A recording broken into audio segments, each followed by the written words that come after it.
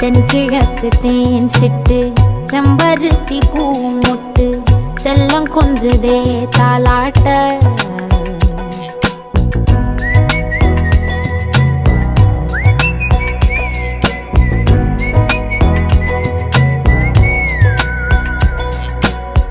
எத்தனையோ காலம் வாராத வானவில் வந்தது போலி பேச